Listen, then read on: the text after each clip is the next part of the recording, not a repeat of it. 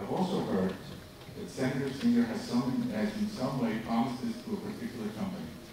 In fact, because of his past employment in Kimball and the fact that his wife still works there, the senator will not be involved in any discussions of who, or if, when, or if it comes up, of who would replace the EMS. I have heard that the service provided will decrease. Now let me clarify exactly what it is that Lakewood EMS is actually doing. There are two types of service which are provided, BLS and ALS, basic life support and advanced life support. The Lakewood EMS is the township's provider of BLS, basic life support. Basically what that means is that in the event of a serious life-threatening issue, our ALS provider is called. Our current ALS provider is Mile, and that this will not change. I have heard concern that the township probably has not discussed this issue. Please understand that the EMTs are represented by a union and we cannot discuss these issues openly. The EMTs know this and perpetrate this as the township won't talk to us. In fact, Frank, did you just tell me?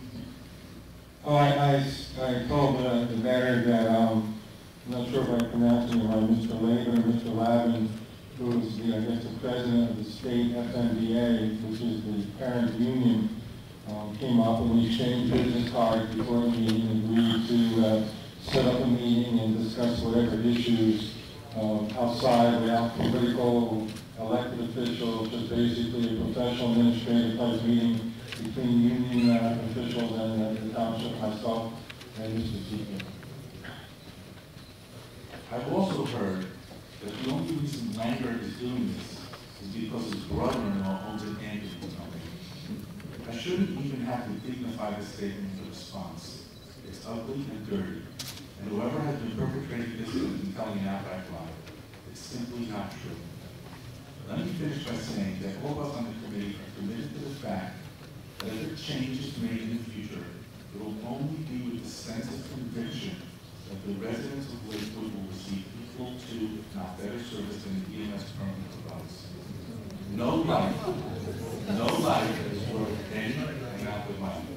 With that, I open the meeting to the public. Please, while people are speaking, please have respect for who's speaking. If you need to carry on the conversation, please step out and call. Thank you. Your name and address the record. Yehuda Shane, S-H-A-I-N, 1140 Forest Avenue, Lakewood, New Jersey, resident of Lakewood over 40 years.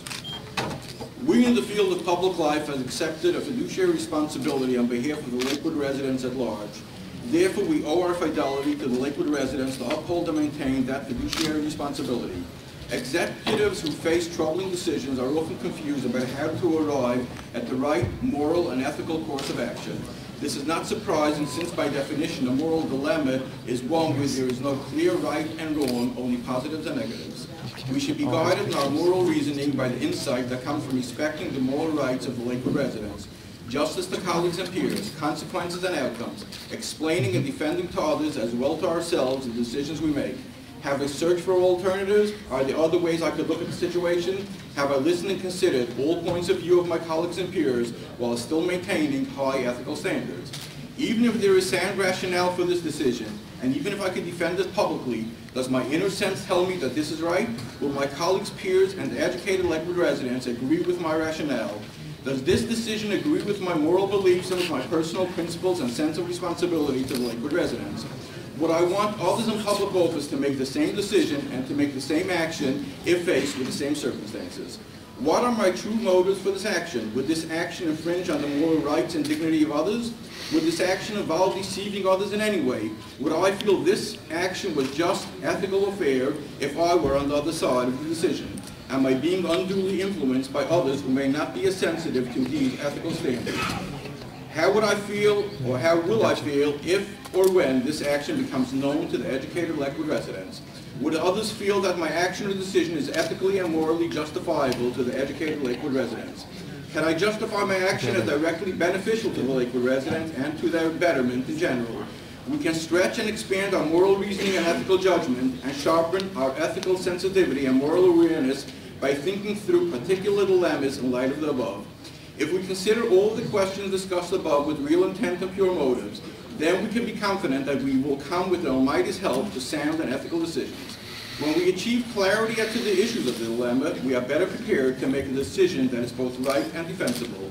We must remember that our goal is to achieve an ethical course of action in all areas affecting the public, not to find a way to construct a rationale argument in support of an unethical decision. Our daily decisions do at times indirectly impact the Lakewood residents. We live in a world where other concerns, profits, etc., often come into conflict with the concern for ethics and principles, and where society is demanding a higher standard of transparency and a higher ethical of social responsibility of the Lakewood residents. We must be willing and able to give the Lakewood residents, in fact, that which the Lakewood residents believe he or she is getting in theory. We owe it to ourselves. We are all Lakewood residents. You understand? Thank you. Thank you, Reverend.